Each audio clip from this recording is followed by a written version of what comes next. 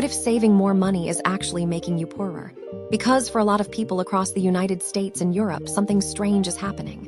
Not in an obvious way, not overnight, but slowly, quietly, almost invisibly, year after year. They're doing what they were told to do. They're working, earning, saving consistently. Their bank balance is going up, and yet their financial situation doesn't feel like it's improving. In some cases, it feels like it's getting tighter. So what's going on? Let's take a very normal situation. Imagine someone in their early 30s living in a major city, maybe London, New York, Berlin, or Toronto.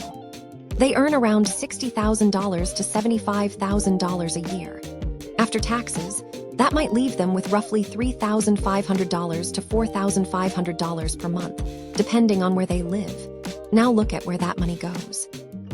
Rent or mortgage, $1,500 to $2,200 utilities dollars, internet, insurance, $300 to $500 car payment or transport, $300 to $600 groceries and basic living, $400 to $700 subscriptions dollars, phone, small lifestyle expenses, $200 to $400 debt payments, credit cards, student loans, $300 to $800 at dollars. The end of all that, maybe they manage to save $300 to $600 a month, which feels responsible, even disciplined.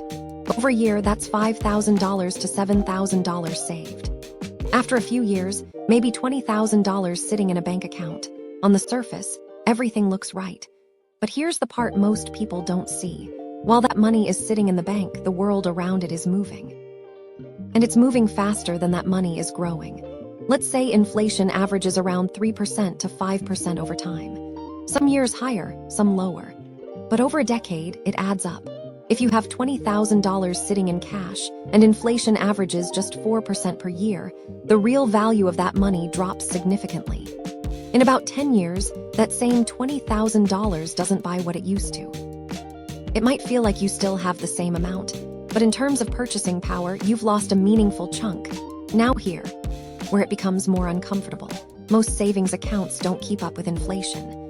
Even in relatively high-interest environments, they often lag behind. So while your number is going up slightly, its real value is slowly eroding. You're moving forward, but the system is moving faster. And that gap is where people lose money without realizing it. But inflation is only part of the story. The bigger issue is what's happening to the things people actually want to buy. Look at housing. In many parts of the US and Europe, property prices have grown faster than wages for years. So while someone is carefully saving $500 a month, the price of a home they're aiming for might be increasing by $1,000 or more per month. They're saving, but the target is moving away. The same pattern shows up in assets like stocks, businesses, even education costs. So over time, something subtle happens. People become excellent savers, but fall behind anyway, not because they're doing something reckless, but because they're playing a game where the rules quietly changed. Now, why do people keep doing this? Part of it is psychological. Saving money feels safe. It feels controlled. It gives a sense of progress. You can see the number growing. There's no volatility, no uncertainty. And after financial crises, recessions, or personal setbacks, that feeling of safety becomes even more important. So people default to what feels stable, cash in the bank, no risk, no surprises. But safety in this case is a bit misleading, because the risk isn't visible. It's not a sudden loss. It's a slow erosion. And humans are not very good at noticing slow changes over long periods. We react to sharp drops. We don't react to gradual declines.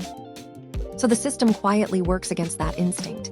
Now, this doesn't mean saving is wrong. Saving is necessary. But relying only on saving without understanding what's happening around it, that's where the problem starts. Because money sitting still is not neutral. It's losing ground. Now let's shift perspective slightly. Think about how financially aware people approach the same situation. They still earn. They still spend. They still save. But they don't treat cash as a destination. They treat it as a temporary position, a place to hold money before it moves, because they understand that the goal is not just to have money. It's to maintain and ideally increase what that money can do. So instead of asking, how much am I saving? They're asking, what is this money doing while I hold it? Is it growing faster than inflation? Is it tied to something that increases in value over time? Or is it slowly losing relevance? And that shift in thinking changes behavior. It doesn't mean taking extreme risks.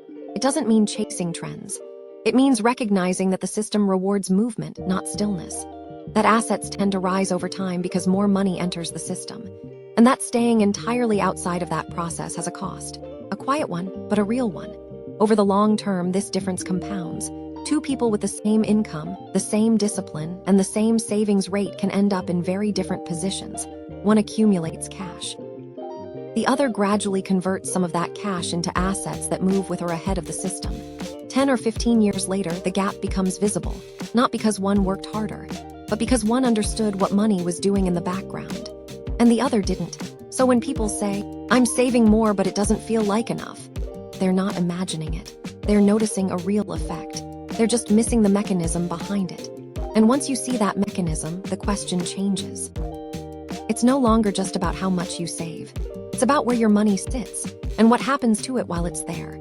Because in this system, money doesn't stay still. It either grows or it slowly loses ground. There isn't really a middle option. And understanding that doesn't require complex strategies. It just requires seeing the system clearly. If this way of thinking helped you see money a little differently, you can subscribe for more calm, reality-based breakdowns like this.